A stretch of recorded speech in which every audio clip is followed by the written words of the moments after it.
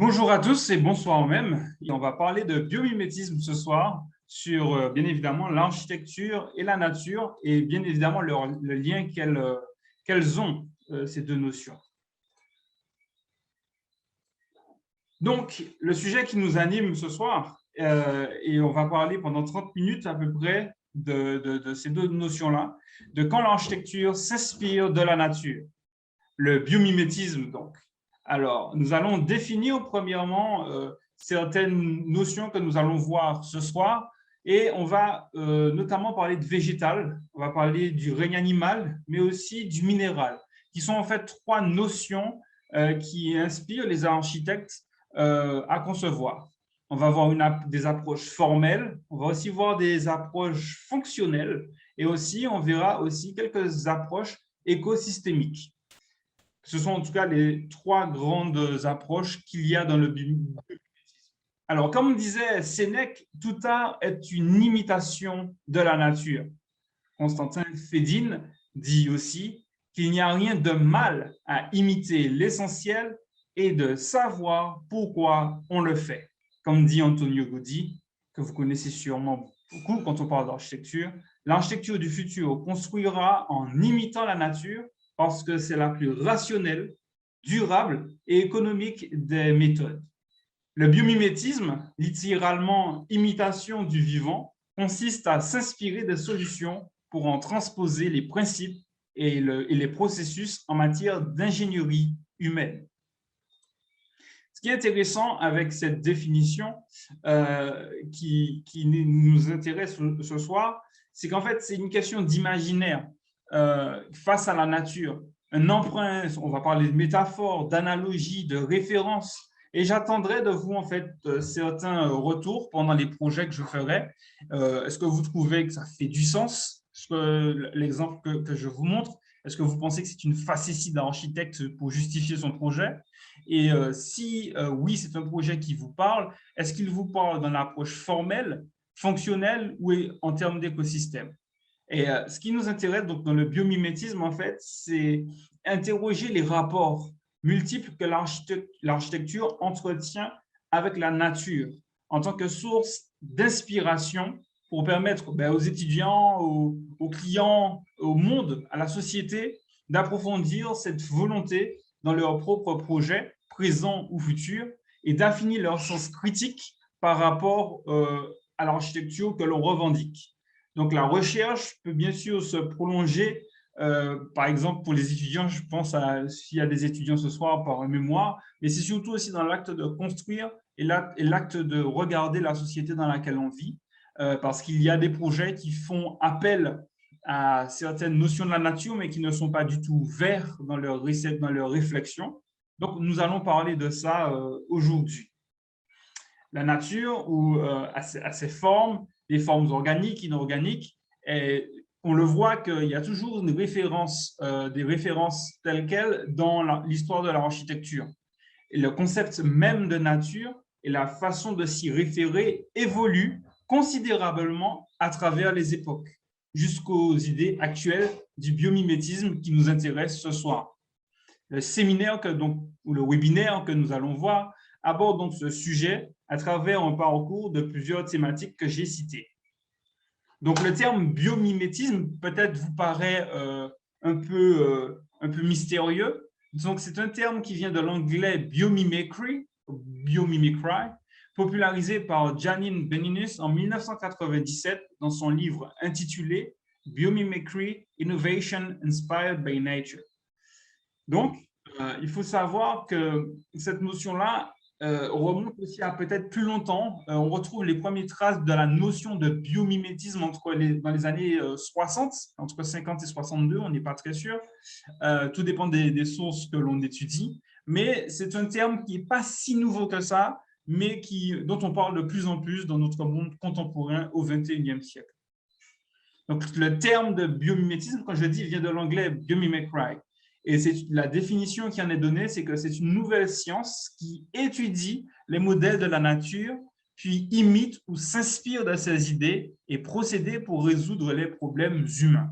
Dans notre cas ce soir, la notion d'architecture. Il y a aussi le Commissariat général au développement durable qui parle du biomimétisme en octobre 2012. Et il dit, ce commissariat, que le terme biomimétisme désigne l'imitation par les humains dans leurs activités de certaines propriétés remarquables des systèmes biologiques. Il peut s'agir de trois choses, comme je l'ai dit tout à l'heure, d'imiter une forme, c'est la partie on va dire formelle. L'architecte voit une fleur qui l'inspire, il fait un bâtiment en forme de fleur. D'imiter un procédé biologique.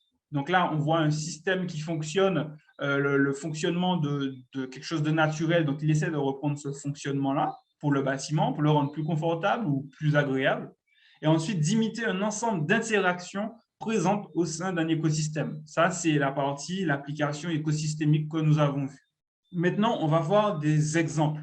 Et ce que j'attends de vous, c'est que si vous le souhaitiez, que vous ouvriez votre micro et votre vidéo, notamment après chaque projet, et que vous discutiez. Est-ce que vous discutez à partir de ce projet-là? Est-ce que vous le trouvez intéressant? Si oui, pourquoi? Sinon, pourquoi?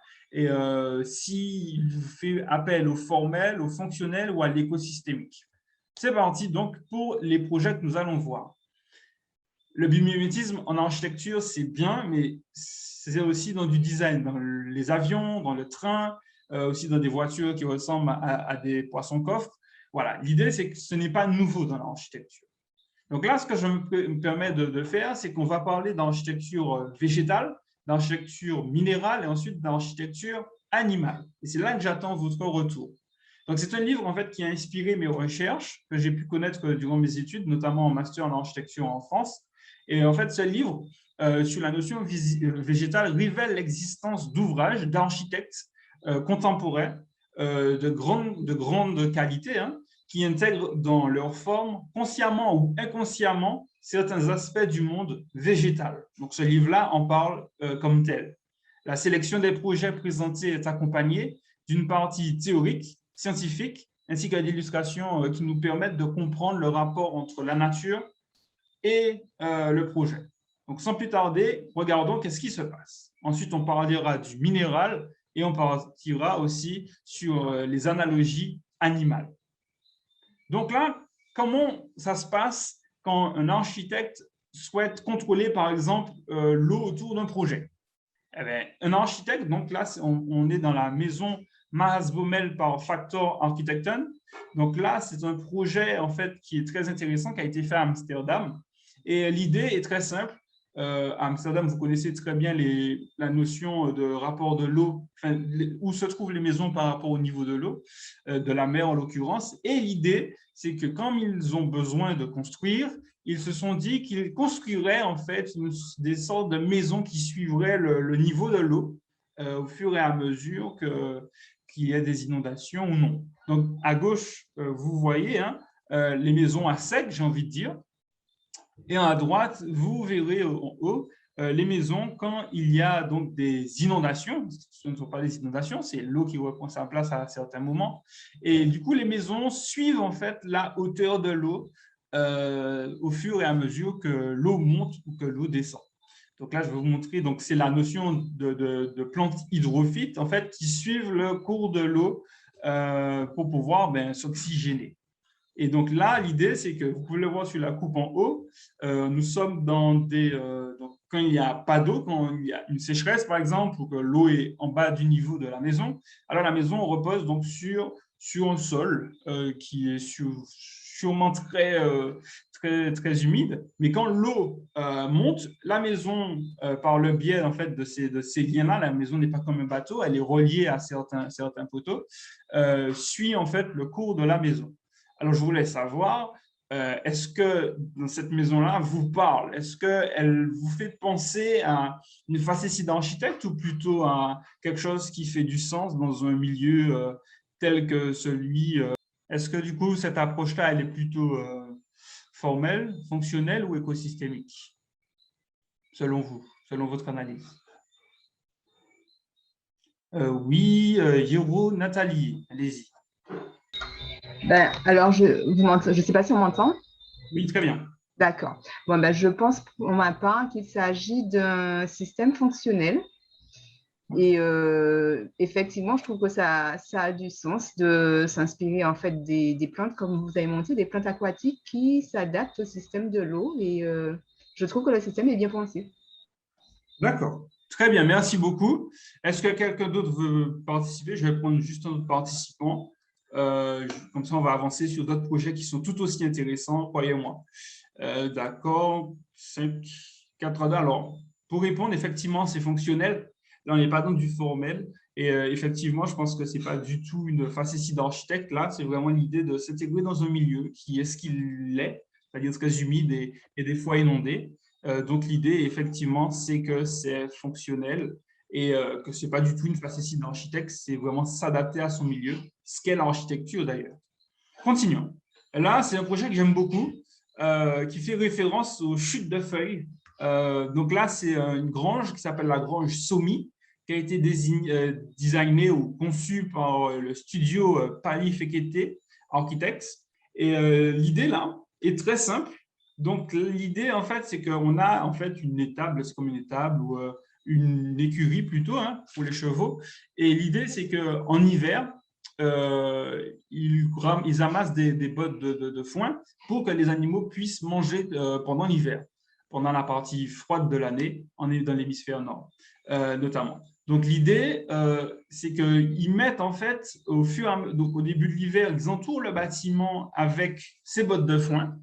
Et au fur et à mesure que l'hiver avance, ben, les animaux consommeront les bottes de foin et du coup, le projet va se dénuder, si j'ai envie de dire, par rapport à ces bottes de foin que vous pouvez voir. L'idée, en fait, du projet, c'est de créer une sorte d'isolation ou de créer une sorte de peau qui va faire que le projet, en fait, les chevaux qui sont dans l'écurie seront, on va dire, pas chauffés, mais ils auront peut-être moins froid que s'il n'y avait pas eu ces bottes de foin. Donc, les bottes de foin, à ce moment-là, les nourrissent, mais aussi pourvoient à leur confort thermique durant l'hiver. Alors la question, je la repose, est-ce qu'on est dans un système fonctionnel, formel ou écosystémique? Et est-ce que ça vous paraît intelligent ou complètement une utopie d'architecte? Bon, ben là, je trouve que c'est assez ingénieux. Et je pense qu'on est également dans un système fonctionnel. Très bien. Très bien. Alors, très bien, c'est exactement le cas. L'idée, c'est que je n'ai pas essayé de vous montrer des choses formelles, mais bien, vous avez bien compris, fonctionnelles, parce que je pense que c'est beaucoup plus intéressant. Et effectivement, ce qui est dit dans le livre donc, que j'ai avec moi, le livre à ce sujet dit que le fait d'utiliser des bottes de foin pour revêtir la façade extérieure de la grange détermine non seulement un élément architectonique d'une grande richesse par ses formes, donc en fait, c'est formel, parce que ça forme une architecture, une façade, mais en plus une matière et des couleurs, mais a aussi pour conséquence de faire des ouvriers agricoles les acteurs principaux de l'architecture. Parce que quand ils vont mettre ces bottes de foin, ils vont créer une façade qui en plus va permettre apparemment, il faudrait le vérifier, hein, parce que c'est aux États-Unis, hein, dans la ville de Somi, en Californie, dans l'État de Californie, que justement on peut voir un confort pour apparemment les chevaux. Donc, non seulement on a de l'esthétique, du formel, on va dire, et aussi du fonctionnel. Sans plus tarder, continuons. Là, c'est une maison qui pourrait peut-être nous parler. Donc, c'est une maison qui a été faite par Stephen Hall, maison Turbulence, par Stephen Hall. Tac, tac. Alors, j'ai eu une réflexion. Il y a quelqu'un qui m'a dit que sauf si c'est une région qui produit du foin et que c'est un lien avec des producteurs de foin. Effectivement, je pense qu'on part du principe qu'autour, il y a des champs. Je parle de ça, qu'il y a des champs et que les personnes peuvent produire leur propre foin. Alors, je n'ai pas eu de feedback sur l'origine du foin, mais on part du principe qu'ils ont du terrain pour pouvoir le produire. Donc là, c'est une maison qui s'appelle la maison Turbulence. Donc, ça pourrait faire référence à nos maisons qui pourraient résister à des cyclones de catégorie 5 en Martinique. Mais l'idée là, c'est que c'est Stephen Hall, très, très grand architecte. Monsieur Nicolas, vous dessinez sur la maison de la personne. Donc, l'idée, c'est que Oula, du coup, j'arrive. Merci. Du coup, l'idée, c'est que cette maison de turbulence a été dessinée par un très grand architecte qui s'appelle Stephen Hall, qui est très connu quand on fait des études d'architecture. Et là, il a travaillé sur la réduction de la section de la tige. C'est un petit peu, certaines plantes le font pour pouvoir résister au vent. Et dans cette maison-là, donc la maison se trouve bien évidemment aux États-Unis. Hein. C'est la maison, je vous dis, c'est à Bikium, aux États-Unis. Et ce que le texte dit est très intéressant parce qu'en fait, c'est une localité du Nouveau-Mexique où se situe cette maison. Elle offre des paysages spectaculaires aux caractéristiques climatologiques extrêmes. Donc, il fait très chaud durant la journée et très froid durant la nuit. Mais en même temps, il y a beaucoup de vent qui peuvent être très forts. Donc, les brusques variations de température et la morphologie de la région favorisent les vents incessants qui battent le terrain et rendent difficile la croissance d'une végétation protectrice, sauf quelques arbustes qui, avec le temps, se sont adaptés au rude climat, mais qui dépassent rarement 1 mètre, voire 1,5 mètre de hauteur. Donc là, l'architecte s'est énormément inspiré de cela et a dessiné en fait quelque chose qui est, vous pouvez le voir, vous pouvez suivre ma souris, en fait, une sorte de réduction de la tige. Il y a certains croquis qui montrent, par exemple, que en fait, c'est comme une sorte de triangle, hein, une sorte de triangle, où là sont dessinées une voûte. C'est ça l'idée. Et donc, chaque bâtiment, chaque panneau est différent. Chaque panneau a été conçu par des logiciels 3D pour pouvoir permettre au vent d'entrer dans la maison et de créer des systèmes de dépression qui sont très intéressants. Et c'est aussi donc une preuve, je pense, d'architecture formelle. Je ne vais pas vous poser la question sur ce que-là, vous l'avez compris. C'est prendre le contexte, en l'occurrence le contexte du vent, pour pouvoir faire une maison sculptée par cette dernière, ce qui fait référence d'ailleurs au webinaire que nous avons fait la dernière fois sur le vent créateur d'espace. Et cet exemple, je pense que cette maison est un exemple d'architecture qui a été créée par le vent, en l'occurrence la nature.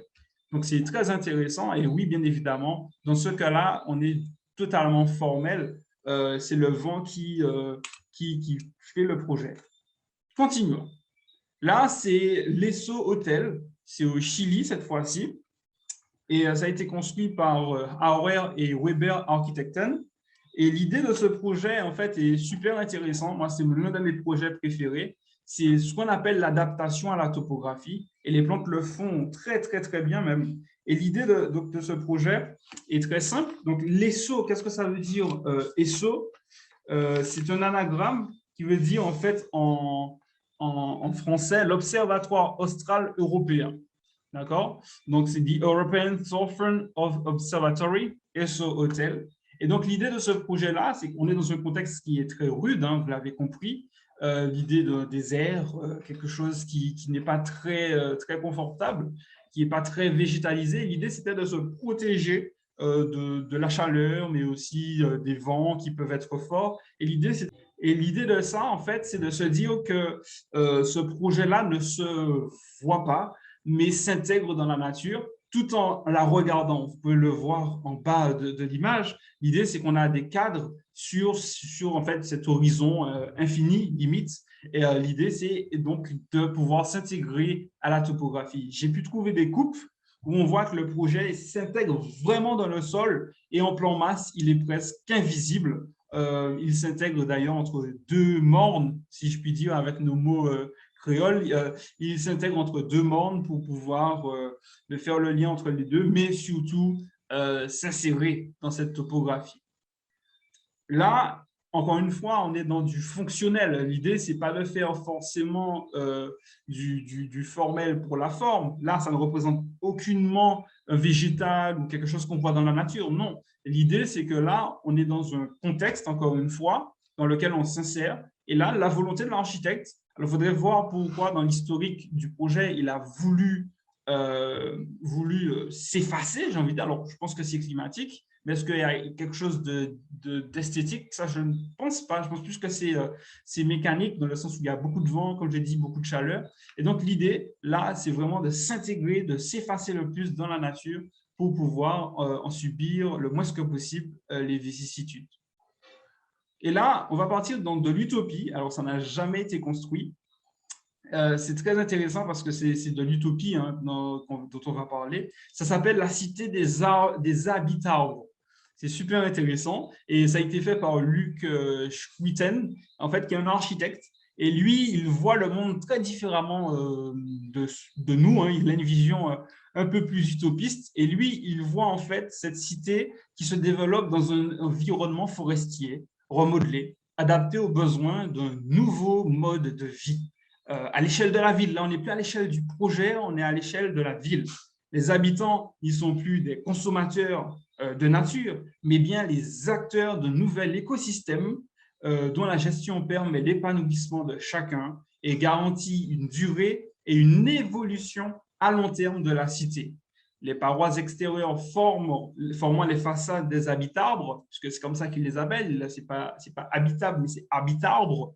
Et l'idée, justement, donc, c'est que c'est conçu, en fait, les parois extérieures sont constituées d'une peau à base de protéines translucides ou transparentes, inspirées de la chitine des ailes de libellules.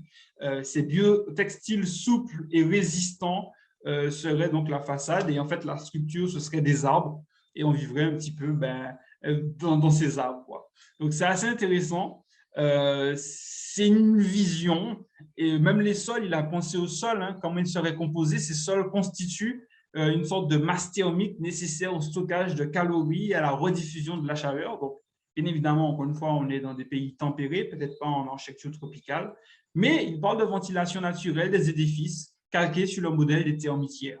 L'éclairage nocturne des habitants aussi est réfléchi et de façon, on va dire, écologique. Alors là, la question est posée, vous avez le droit de réfléchir. Est-ce que c'est écosystémique, formel ou fonctionnel? Bonsoir Thibault, bonsoir à tous. Si je peux m'exprimer, la question que tu as posée, c'était utopie ou réalisme? C'est ça, est-ce que c'est une facétie d'architecte, premièrement, ou est-ce que ça peut être construit? La deuxième chose, c'est est-ce qu'on est dans un biomimétisme plutôt fonctionnel, écosystémique ou tout à fait formel? Ben, c'est écosystémique et, D'accord. et il peut s'adapter à des solutions. De plus en plus, on essaie d'acheter des solutions pour que l'habitant et l'humain puissent vivre dans des modes différents. Là, on est dans des projets futuristes, mais en même temps qui s'accordent avec les, les besoins de chacun. Je pense que ce sont des propositions qui peuvent être proposées dans certains pays, euh, adaptées chez nous peut-être, avec des matériaux adaptables. Et là, je pense qu'on parle de zones urbaines et c'est tout à fait possible parce qu'on est dans du futur et dans le futur, on avance. L'architecture, c'est une fonction à mission aussi de montrer les possibles et de faire avancer l'évolution de l'habitant dans son espace environnemental. Et c'est une proposition intéressante et qui me semble tout à fait. Donc, on est toujours un peu dans l'utopie parce qu'il y a derrière ça des moyens qu'il faut mettre en place. Mais rêvons et offrons la possibilité. Il faut rêver, se dire que c'est possible parce que il y a là un intérêt important pour l'environnement et on sait ce qu'on subit en ce moment avec les problématiques de sable, si je rappelle, si on vient de la Martinique, de brume de sable, les sargasses, etc. Alors, peut-être qu'il y a des zones où on peut montrer ces propositions-là et c'est du utopie. Très bien. Merci. Alors, j'ai eu des réponses par message. Donc, l'idée, c'est on m'a dit que ça dépend des écosystèmes de là où c'est rêvé. Alors, effectivement, si les fonctions de ces écosystèmes réutilisent les ailes de libellules, oui. Et alors, quelqu'un qui a répondu, pourquoi pas économie de béton, de sable et de CO2. Alors, bien évidemment, c'est utopique, ça n'a jamais été construit. Alors, moi, dans ma vision, c'était plutôt en fait les trois. C'est écosystémique, parce que là, on est à l'échelle de la ville, on essaie de faire dans une forêt habitée. Ensuite, on est dans quelque chose d'assez formel, je trouve, parce qu'on utilise, on va vivre cette notion-là. Et ensuite, pourquoi pas aussi fonctionnel. Fonctionnel, c'est pour moi les trois en même temps, mais malheureusement, c'est une utopie et ça n'existe pas encore. Donc là, c'était la partie végétale. On va aller un petit peu, il y aura moins d'exemples dans la partie suivante, qui est la partie minérale. Donc, en fait, cet ouvrage-là que j'ai avec moi, je ne sais pas si vous voyez dans la caméra, voilà, très beau livre. C'est un ouvrage qui réunit en fait l'œuvre de plusieurs architectes contemporains qui se sont tournés vers l'univers minéral afin de chercher des solutions plus pour régler en fait leurs problèmes de design, de conception. Donc des modèles d'organisation structurelle, des cristaux jusqu'à la forme du relief terrestre. Ces architectes en fait se sont inspirés de ces notions-là pour pouvoir vous proposer ce qu'ils vont vous proposer, c'est-à-dire par exemple le musée d'art de Denver, qui a été fait par Daniel Libeskind. C'est d'ailleurs Daniel Libeskind qui a fait le Jewish Museum à Berlin, qui est magnifique d'ailleurs. Donc, Daniel Libeskind est énormément connu dans tout ce qui est énorme bâtiment, notamment musée. Et là, nous sommes dans le musée d'art de Denver. Donc là, l'idée de ce projet-là, c'est de s'inspirer en fait d'un contexte à l'échelle de la ville. Donc là, on est dans quelque chose qui est un petit peu plus une analyse, qui part d'une analyse en fait de l'architecte, qui en fait s'est posé la question du contexte. Et il dit dans le livre en fait que la proposition volumétrique pour l'extension, parce qu'en fait c'est une extension du musée actuel, surgit d'une réinterprétation de la géométrie angulaire et abrupte définie par le paysage de cette chaîne de montagnes donc, qui entoure Denver. L'utilisation des matériaux accentue autant le caractère mimétique de l'édifice par rapport au paysage comme sa partie la plus innovatrice. Alors, dans ce cas-là, je vous montre une autre photo. Donc là, il s'est inspiré des paysages de quartz qu'il y a autour de Denver. Voilà, je vous montre quelques photos et vous allez me dire ce que vous en pensez. Est-ce que c'est une facétie d'architecte? Est-ce qu'on est dans de l'utopie? Alors, le projet de Libeskind, c'est quoi? N'hésitez pas, je ne vous vois pas. Alors, à prendre la parole. Si vous ne voulez pas prendre la parole, je vais vous répondre. Vous avez quelques secondes pour pouvoir écrire. Parce que j'ai compris que vous étiez timide. Bonsoir, à nouveau, Barbara. Oui. Ça ressemble pas un peu à l'avant, enfin, c'est pas un vaisseau spatial ou… Peut-être, sûrement. Non, l'idée vraiment, c'est de pouvoir imiter en fait la notion minérale. Donc, c'est en tout cas ce que je viens de lire. L'idée, c'était de s'inspirer en fait du contexte un peu rocheux autour de Denver, aux États-Unis. Je passe et n'hésitez pas à me dire si vous pensez que c'est complètement fou, que l'architecte est un peu fou, ou est-ce que vous trouvez que c'est vraiment un geste d'architecte intéressant. N'hésitez pas, vous avez le droit de ne pas du tout aimer, hein. C'est très bien. Si vous n'aimez pas beaucoup, il faut juste me dire pourquoi. Très bien. Eh ben, moi, je vais vous répondre. En fait, alors moi, ce n'est pas du tout ma façon de concevoir l'architecture, mais je peux comprendre qu'on puisse le faire parce qu'en fait, ce que j'aime bien, c'est la justification autour du contexte. Après, est-ce que la question qu'on pourrait se poser, c'est à l'échelle de la rue, à l'échelle de la ville en elle-même, est-ce que c'est un projet qui s'intègre bien? Est-ce que c'est une volonté de faire une sorte d'œuvre d'art en musée? Ça, c'est une question que moi, je me pose et à laquelle je n'ai pas forcément de réponse. Alors, il indique qu'il y a le même musée. Il y a quelqu'un qui m'a dit qu'il y a une sorte de musée qui ressemble un peu, du même type à Toronto, une extension aussi. Merci pour l'éclaircissement. C'est des gestes d'architecte. Moi, ce n'est pas ma façon de voir forcément l'architecte, mais je peux comprendre qu'il y a des architectes qui fassent ce type de geste parce que c'est vraiment un geste architectural. Alors là, c'est différent. Là, on va en Asie. L'idée, c'est que là, on parle toujours dans une analogie minérale, celui de la fissure. Donc là, on est dans le campus de l'Université féminine de EWHA. Dominique Perrault, en fait, c'est un architecte français, si ma mémoire est bonne, qui a un dessin de cacher en fait ces volumes. C'est notamment lui qui a pu faire la bibliothèque François Mitterrand à Paris, avec l'énorme patio monumental à l'échelle de la ville, et en même temps ces 4 tours qui symbolisent apparemment des livres ouverts. Mais dans ce cas-ci, on est dans le cas de la fissure. Donc, c'est un projet en fait qui a été dessiné par lui, et l'idée, c'était à ce moment-là Je vais vous dire l'histoire, hein, tout simplement. Le projet en fait, de Dominique Perrault consiste à concevoir un nouveau complexe sportif pour l'université EWHA, donc EWHA de Séoul, en Corée. L'architecte doit non seulement répondre aux nécessités du campus universitaire, mais aussi répondre à la complexité urbaine du terrain. Je vais essayer de vous montrer une autre photo pour mieux contextualiser le projet.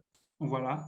Vous comprenez la topographie qui a été créée par l'architecte, hein, donc ça a été créé. À l'époque, c'était un petit peu plus plat que ça. Et donc l'idée, c'était donc, comme je le dis, c'était de créer une sorte de vallée artificielle bordée de chaque côté par une marge, donc une marge habitée, qui verrait les installations sportives s'y intégrer.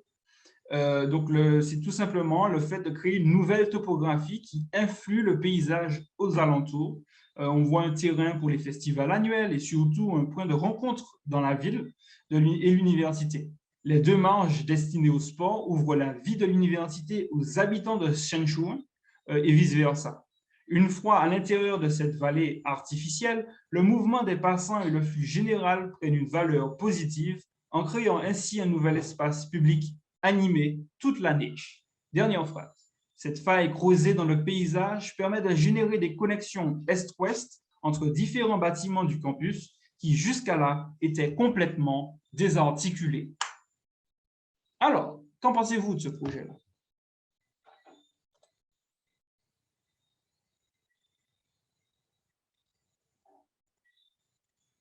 Alors, j'ai une réponse pour l'autre projet. On m'a dit que le geste de Libeskind, qui a fait le musée de Denver, ça pourrait être intéressant dans une ville très ordonnée, avec sûrement des rues, des bâtiments très carrés, très rectangles. Merci, effectivement, ça peut avoir son sens. Mais dans ce cas de Dominique Perrault, est-ce que vous trouvez ça beau, intéressant, fort, utopique, formel, fonctionnel?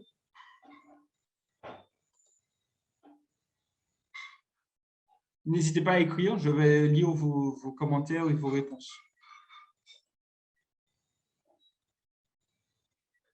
D'accord, donc certains pourraient trouver ça intéressant, créer une topographie. Alors, se pose la question de l'eau, comment il a géré l'eau, effectivement.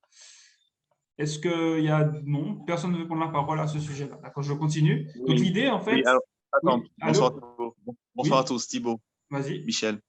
Bon, alors c'est intéressant, on va dire. C'est vrai qu'il y a une forme d'intégration qui mêle à la fois le végétal et le minéral. Par contre, effectivement, tu as parlé de traitement de la partie basse, mais également, il y a un côté acoustique aussi qui peut être intéressant ou désintéressant, tout dépend comment on se place, puisque entre les deux parois, effectivement, ça peut avoir un effet particulier au niveau sonore. Voilà. D'accord, mais est-ce que niveau... alors, effectivement, moi, j'ai pas une question technique sur ce projet-là et j'aimerais beaucoup le visiter. Donc, si vous voulez me payer un billet pour y aller, pas de souci. Mais l'idée, en fait, c'est se poser la question, est-ce que, du coup, est-ce que le geste de Dominique Perrault, architecte mondialement connu, est un geste pour justifier son projet, de la façon dont je l'ai expliqué et dont il a expliqué dans le livre, ou est-ce que c'est vraiment s'inspirer de la nature, de la fissure et de créer une sorte de vallée comme j'ai pu le mentionner? Moi, je trouve que c'est bien. On a les deux tendances. On a le côté sportif dans le végétal et en même temps dans le minéral. C'est-à-dire que tu peux faire une traversée du site, aussi bien par la partie basse. C'est une autre ambiance, quoi, en fait. Et sinon, sur le côté, on peut pratiquer, on peut à la fois pratiquer une activité physique et traverser un site. Très bien. Moi, je trouve ça intéressant. Merci beaucoup, merci beaucoup. Est-ce que quelqu'un d'autre veut intervenir? Alors, je n'ai pas reçu de message, donc je vais continuer. Là, je vous ai montré quelques approches en fait très intéressantes qui étaient dues au minéral. Et là, je vais vous présenter une vidéo, mais avant tout, j'aimerais vous présenter un projet que je trouve assez rigolo qui est en couverture de ce livre. Donc, il y a 3 séries sur l'analogie, une végétale, l'autre minérale et la dernière animale. Et en fait, dans cet ouvrage, architecture animale, elle analyse en fait, ou il l'analyse plutôt, et décrypte avec précision les formes, mais aussi les structures naturelles et esthétiques des monuments et bâtiments qui nous entourent. Et souvent, ce livre revient surtout sur donc, des analogies et des infrastructures du monde animal. En gros, la tortue, le lapin, l'ours, le poisson, etc. On va en voir quelques-uns, mais on va en voir deux précisément. Un par image et l'autre par vidéo. Et vous allez me dire ce que vous en pensez. Parce que ce projet-là me tient particulièrement à cœur, je l'aime beaucoup, mais je ne veux pas vous influencer. Donc, l'idée de ce projet, c'est l'aéroport de Brno en République tchèque. Donc là, en fait, c'est un projet qui a été en fait conçu pour répondre en fait à la tortue, aux écailles de tortue. Alors, pourquoi pas? Là, je ne vais pas poser la question, mais on est donc plus dans une approche bien évidemment formelle. En gros, on s'est inspiré de la carapace de la tortue pour pouvoir faire ce projet. Pourquoi pas? Ça peut être une justification, mais en soi, c'est pas le bâtiment à la fin, il n'est pas plus biologique ou écologique ou développement durable. Non, là, c'est vraiment un geste d'architecte. On est dans la phase esthétique d'un projet. Maintenant, je vous ai promis une vidéo et on va aller voir quelques fonctionnalités et puis un bâtiment dont il parlera. Il parlera d'un architecte dans la vidéo. Une petite vidéo de 6 minutes précisément sur ces notions de biomimétisme. Bonjour, c'est Alexandre. Si on analyse nos émissions globales de gaz à effet de serre, on voit clairement que le bâtiment et l'énergie sont deux secteurs dans lesquels nous devons faire mieux. La nature fait de la recherche et du développement depuis 3,8 milliards d'années. Alors regardons 5 façons dont on peut s'inspirer de la nature. Nous allons parler de bancs de poissons, d'abeilles, de termites, de lièvres et de coraux, entre autres.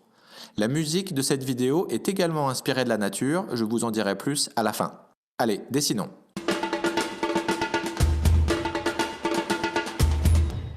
Si vous êtes nouveau ici, bienvenue sur la chaîne où on partage des outils pour vous aider à changer le monde. J'ai débuté cette vidéo en parlant de dioxyde de carbone comme quelque chose de négatif, mais ce n'est pas forcément le cas. La nature ne considère pas le carbone comme un problème, elle le considère comme un composant. Une matière première pour fabriquer des choses comme des arbres, des feuilles, des coquillages, des algues, etc. Les coraux sont également faits de carbone. Plus précisément, l'exosquelette calcaire des coraux est composé de carbonate de calcium. Le corail combine le CO2 et les minéraux présents dans l'eau de mer pour le fabriquer. Il y a quelques années de cela, un chercheur a utilisé cette recette pour fabriquer avec du CO2 et de l'eau de mer du carbonate de calcium qui est ensuite utilisé pour fabriquer du ciment. Alors que la fabrication d'une tonne de ciment traditionnel produit 1 tonne de CO2, une tonne de ciment fabriquée avec cette méthode séquestre une demi-tonne de CO2. Et en plus, il faut moins d'énergie pour le produire. Pourquoi on ne m'a jamais dit ça en école de bâtiments et de travaux publics? Alors maintenant, qu'est-ce qu'on peut faire avec ce super ciment? On peut construire des bâtiments. Mais même une fois construits, les bâtiments ont tendance à produire beaucoup de gaz à effet de serre.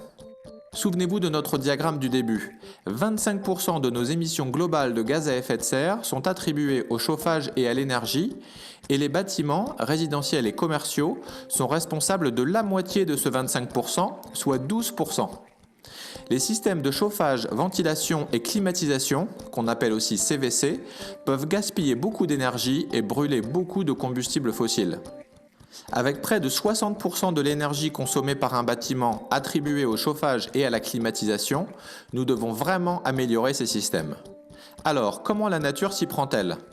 Il se trouve que les termites ont également besoin de ventiler et de contrôler la température à l'intérieur de leur termitière. Mais elles n'utilisent pas d'énergie fossile. En s'inspirant des termitières, l'architecte Mick Pierce a conçu Eastgate, le plus grand immeuble commercial au Zimbabwe, de la façon suivante.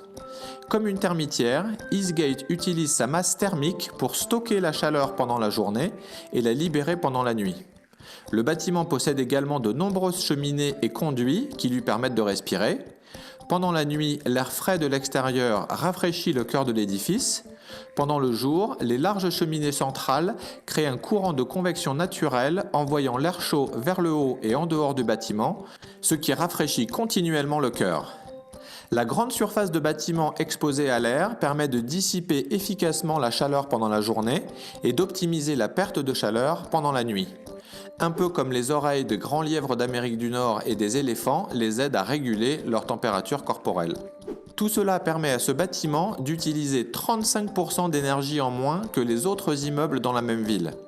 Certains édifices conçus par Mick Pierce à Melbourne en Australie utilisent même jusqu'à 70 à 80% d'énergie en moins que les autres bâtiments de la ville.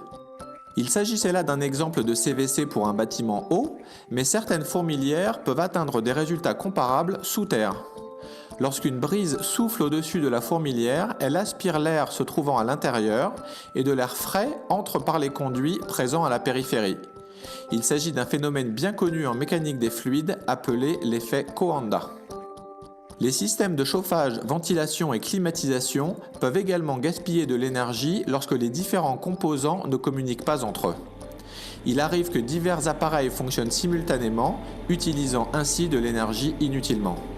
Les abeilles, elles, ne gaspillent pas d'énergie comme ça. Elles coordonnent les tâches individuelles pour mieux servir le collectif. En utilisant l'intelligence collective des abeilles, l'entreprise Encycle propose un service appelé Swarm Logic qui connecte les appareils de façon à mieux répartir la demande en énergie parmi eux, ce qui permet de réduire les pics de demande de 25% et la consommation inutile d'énergie de plus de 30%. Maintenant que nous savons comment chauffer, climatiser et ventiler notre bâtiment, il nous faut quand même de l'énergie pour la lumière et les machines. Eh bien, les bancs de poissons peuvent nous aider. Un chercheur de Caltech nommé John Dabiri a remarqué que les poissons nageant très près les uns des autres en groupe ne se gênent pas. Chaque poisson crée de nombreux petits vortex derrière lui quand il nage. En utilisant cette idée, il a créé des éoliennes à axe vertical qui fonctionnent bien lorsqu'elles sont très proches les unes des autres, alors que les éoliennes traditionnelles interfèrent les unes avec les autres. Encore mieux, les éoliennes de Dabiri s'alimentent les unes les autres, augmentent leur efficacité individuelle et tirent le maximum de profit de la surface disponible. Avec un positionnement optimal, un parc éolien à axe vertical peut produire plus de 10 fois plus d'énergie éolienne qu'un parc classique à axe horizontal. Pour créer plus d'énergie en zone urbaine, l'arbre à vent est visuellement inspiré de la nature. Haut de 8 mètres et silencieux, un arbre peut subvenir aux besoins électriques d'une famille de 4 personnes, ou il peut alimenter 15 lampadaires LED de 100 watts, ou 100 mètres carrés de bureaux à basse consommation, ou 16 000 km d'une voiture électrique. Ces solutions sont tout autour de nous. Parfois, il suffit de changer la façon dont on réfléchit pour trouver de nouvelles idées. Si vous connaissez d'autres bons exemples de biomimétisme fournissant des solutions concrètes à nos défis de changement climatique et de développement durable, merci de les indiquer dans les commentaires ci-dessous. La musique pour cette vidéo a été créée par Verdé, une musicienne et chanteuse qui utilise la nature pour composer sa musique. Un grand merci à elle, je suis vraiment content qu'elle ait offert de partager sa musique pour cette vidéo.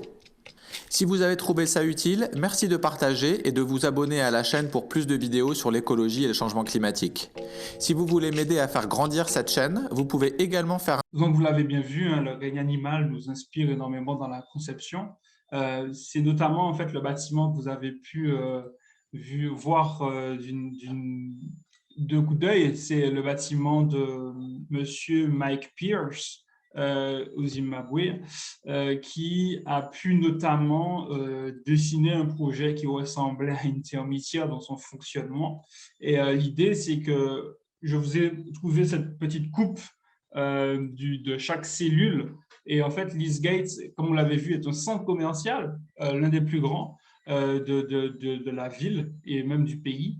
Et l'idée, c'est que justement, c'est un bâtiment qui permet de réguler par un système de ventilation très efficace la température, à maintenir donc cette dernière à l'intérieur à peu près entre 22 et 30 degrés, tout dépend de la température extérieure.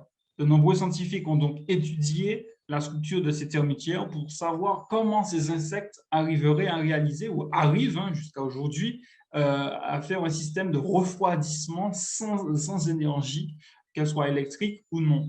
il y a toujours un flux d'air dans la termitière et la ventilation naturelle nous passionne ici en architecture tropicale parce que c'est l'un de nos meilleurs outils pour avoir des logements confortables thermiquement.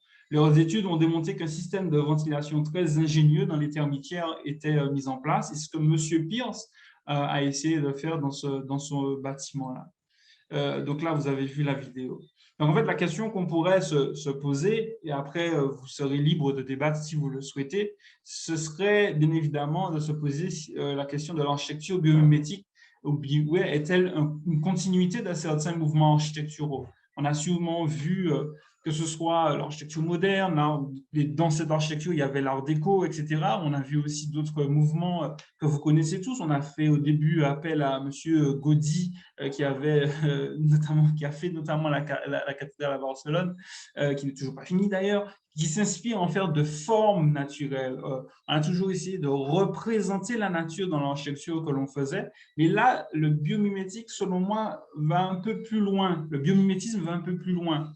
En fait, c'est de s'inspirer de la nature. Ça, tous les courants ont essayé de le faire, en tout cas, mais c'est aussi s'inspirer de la fonctionnalité de la nature. Et c'est ce que j'apprécie en fait dans cette démarche de conception, parce que c'est une démarche de conception.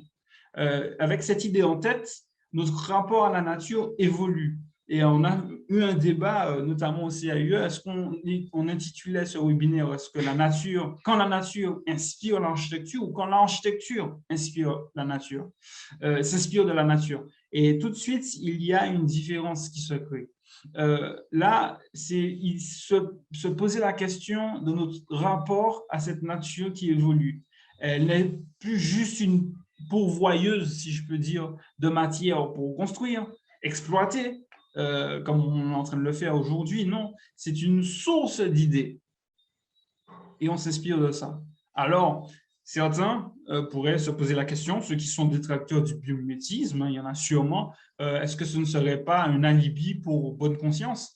Je ne l'ai pas mis en photo, mais il y a certains projets qui se font appeler par exemple le nid d'oiseau et qui ne sont pas du tout forcément plus développement durable que ça. Mais l'idée, c'est ça, de se poser la question de est-ce que le bâtiment inspire l'architecte dès le départ pour pouvoir en faire le bâtiment le plus en harmonie avec la nature, ou est-ce que c'est juste du greenwashing, l'idée faisant de juste paraître un peu plus ami de la nature? Non, là, l'idée, c'est vraiment de... Selon moi, les gens qui font du biomimétisme, ils le font bien. Alors, il y a de l'utopie. Des fois, il peut y avoir juste du formalisme, mais il y a énormément de fonctionnalisme. Et je pense que peut-être que je vous ai montré énormément de projets en climat tempéré, parce que je n'ai pas pu énormément trouver de projets en climat tropical, mis à part celui de M. Mike Pierce. Mais là, c'est de l'architecture tropicale très, très, très humide, voire plus qu'humide, même équatoriale. Donc, l'idée, c'est que c'est très compliqué de voir l'architecture tropicale en biomimétique, mais pourquoi pas créer cela dans quelques années. Donc, j'ai mis une frise chronologique. Donc, on a vu que le terme a été créé dans les années 1952 à 1962. On a vu qu'il a été démocratisé en 1997, sachant que le bâtiment de Mike Pierce a été fait en 1996. Et là, nous sommes en 2021. À la fin 2021, se pose la question de l'architecture biomimétique et du biomimétisme. Est-ce que c'est un courant? Je ne sais pas, forcément un courant architectural. Et c'est à vous, je vous laisse la parole à ce sujet-là. Qu'avez-vous pensé de l'architecture biomimétique? Est-ce que cela vous plaît? Est-ce que vous pensez, encore une fois, que c'est une facétie d'architecte ou est-ce que ça peut être une solution pour pouvoir mieux construire en s'inspirant de la nature? Le micro est à vous. J'ai déjà un retour par message qui me dit, ici, il y a quand même le jardin créole et le bocail qui sont complètement biomimétiques pour l'eau, la perméabilité des sols, la biodiversité, les circulations animales. Ce serait super intéressant d'aller poser ces notions pour les espaces paysagers autour des bâtiments. Merci beaucoup de ce retour. Est-ce que quelqu'un d'autre voudrait ajouter à ce sujet sur l'architecture biomimétique? Est-ce que quelqu'un veut parler? Est-ce que vous avez trouvé ce sujet intéressant? Est-ce que vous voudriez qu'on creuse plus cette notion-là? Vous avez le droit de dire oui.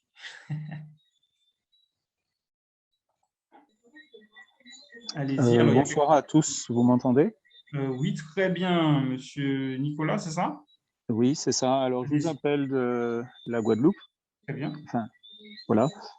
C'est tout ça pour vous dire qu'en fait, il me semble, les enjeux du biomimétisme sont considérables sous nos latitudes.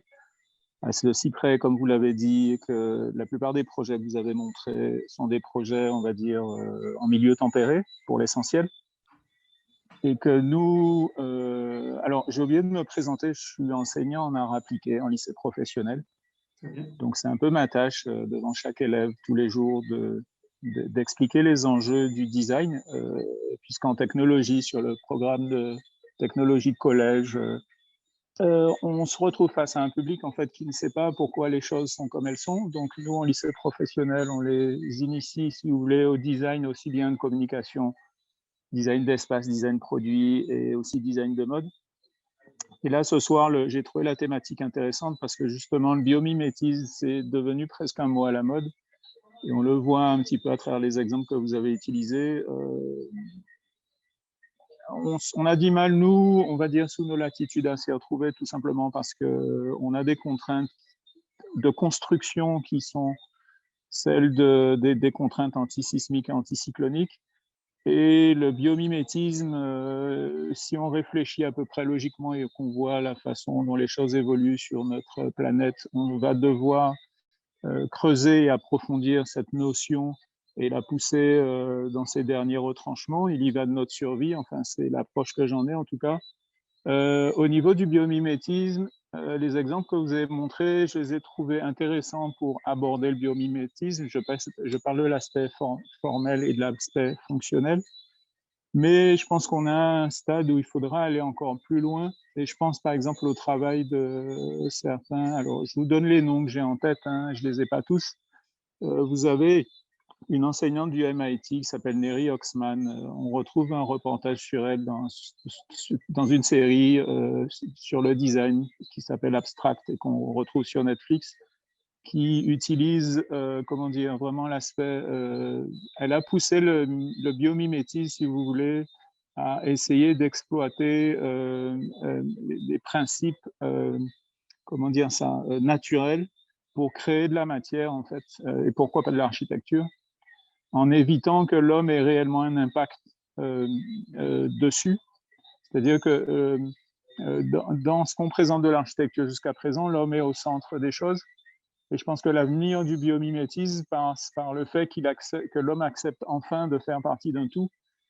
Ça signifie aussi trouver une forme d'architecture qui accepte que la nature intervienne dans la conception même et dans la forme aussi et de l'architecture.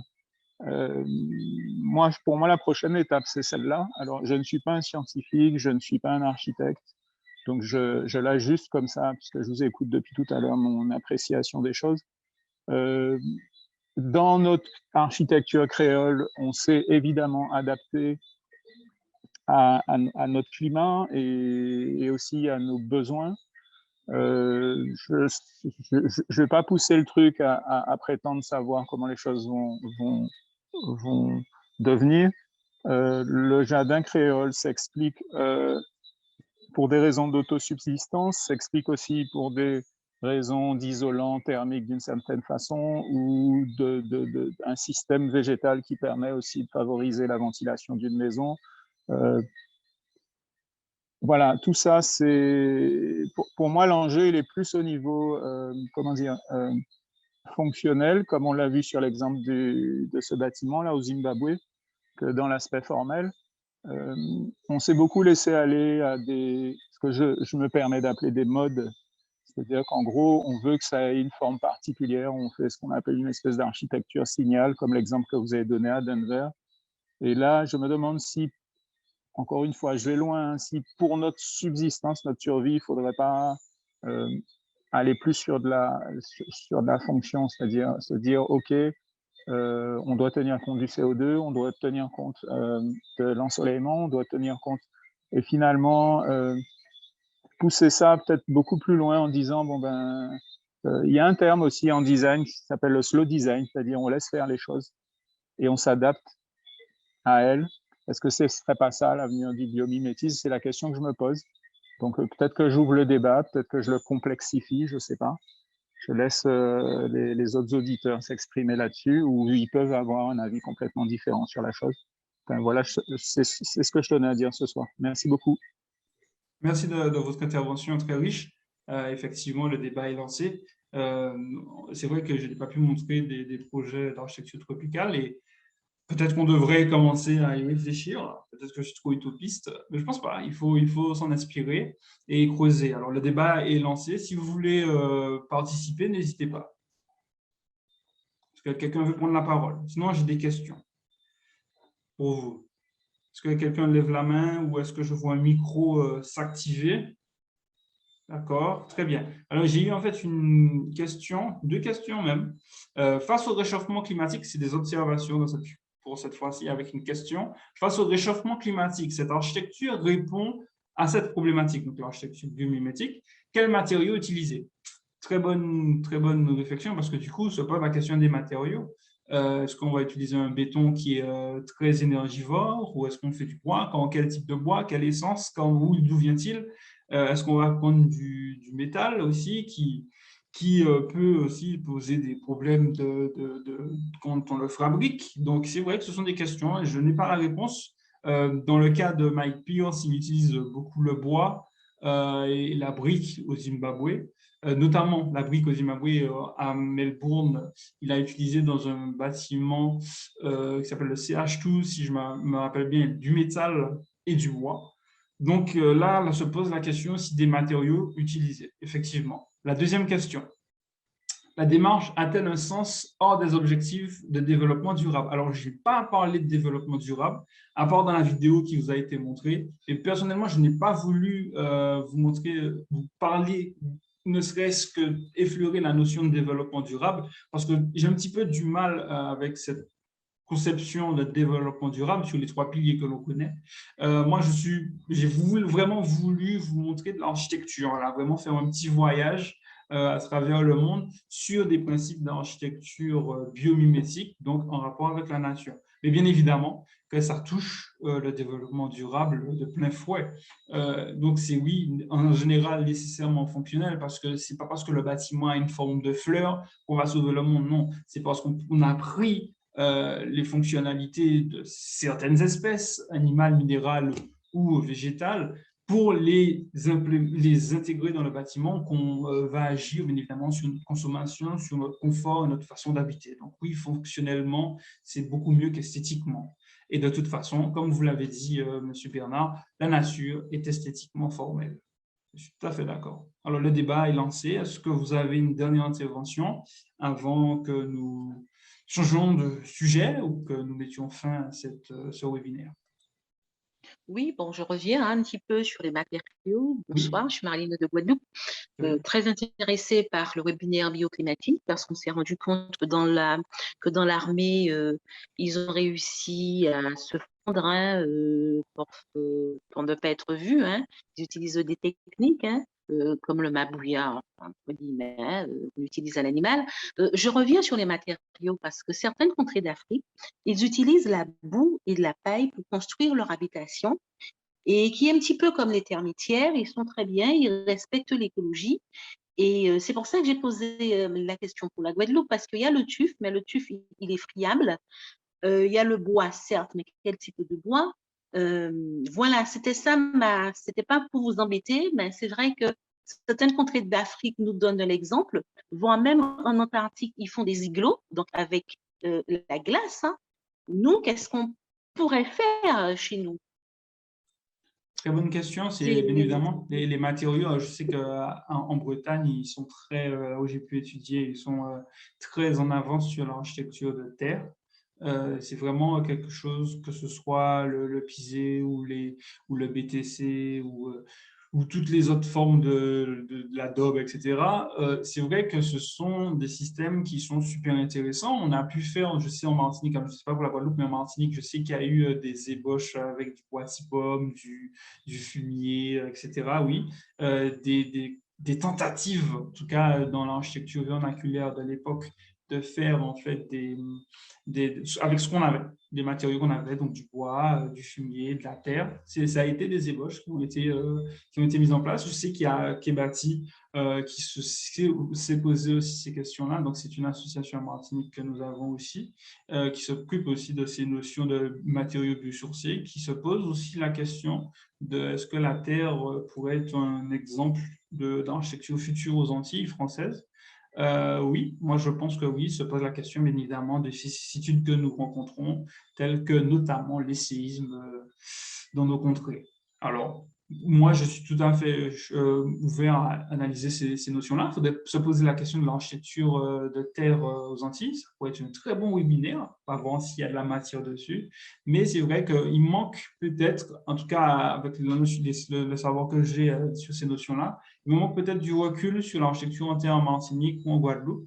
Je n'ai pas vraiment de référence.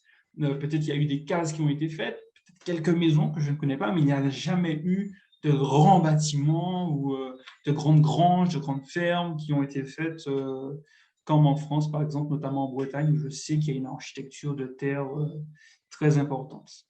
Parce que si vous avez des informations, je suis tout à fait preneur. Ah, les questions arrivent, très bien. Très bien. Si vous avez, alors je vais lire ce que Mme Beris a dit. Dans les fonctions des écosystèmes, il y a les grands cycles, eau, carbone, azote. La notion de cycle et de recyclage me semble importante dans la question du biomimétisme.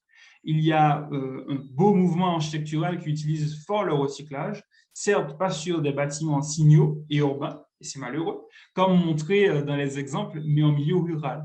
C'est Rural Studio, allez voir, c'est intéressant. N'hésitez pas à aller voir Rural Studio.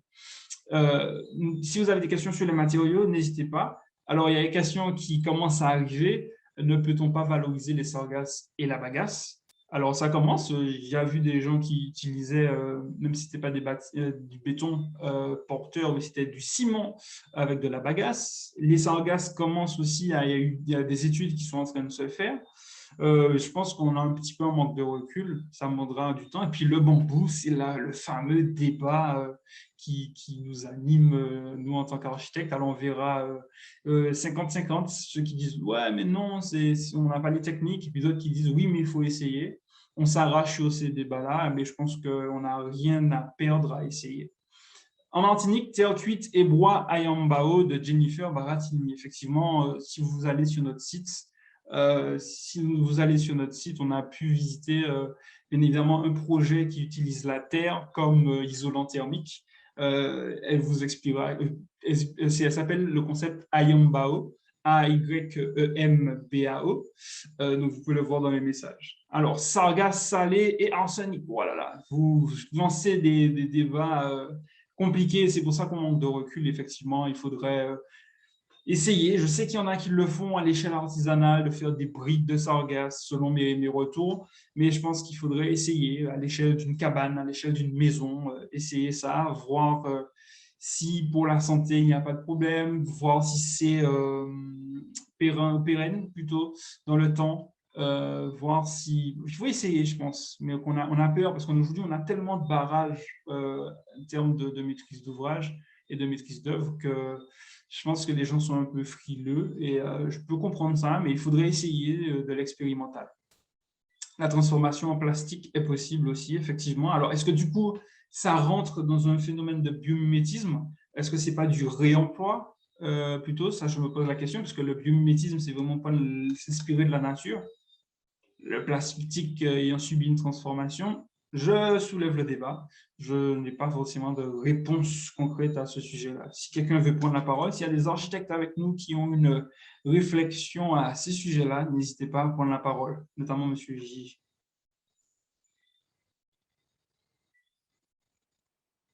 Est-ce que quelqu'un souhaite prendre la parole? En fait, je prie des questions et je ne réponds pas forcément, mais c'est ça le but.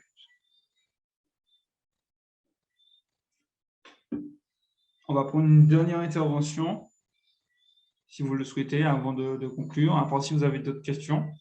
Mais effectivement, ce sont des réflexions qui tournent et je pense qu'il faudrait faire un webinaire dessus, sur les matériaux dits biosourcés et se poser la question de leur utilisation en Martinique, en Guadeloupe, enfin, toute la Caraïbe, en fait, hein, parce qu'on a les mêmes problèmes. Ce serait un très bon sujet. Merci pour ces questions, ça va cogiter là. Allez, une dernière question. Je regarde si vous avez écrit. La transformation en plastique est possible, j'avais déjà lu. Adaptation écosystémique à l'opportunité d'usage d'une nuisance ressource. Effectivement, c'est un peu ça l'idée. Merci, M. Bellana. Très bien. Donc, pas de retour. Donc, je vais mettre fin à ce webinaire. Il sera bien évidemment la semaine prochaine mis sur notre chaîne YouTube, le CAUE Martinique. N'hésitez pas à commenter, à partager si vous le souhaitez. Si vous avez des questions plus précises, on va essayer de chercher les réponses. On va aller chercher même. N'hésitez pas à nous envoyer, à nous contacter par email ou sur les réseaux sociaux. Nous allons donc mettre fin à ce webinaire sur l'architecture qui s'inspire de la nature, en l'occurrence le biomimétisme. Merci de votre écoute, de cet échange entre la Guadeloupe et la Martinique. Merci beaucoup. Et à très bientôt pour de nouveaux webinaires. Il y en aura un en décembre sur la question de est-ce qu'un logement est sain? Donc, on verra, puisque c'est une thématique sanitaire qui nous a poussé à s'inspirer de ces notions-là pour faire un webinaire qui vous sera proposé par mon collègue, M. Brina. Donc, restez connectés pour début décembre sur ce webinaire. À très bientôt.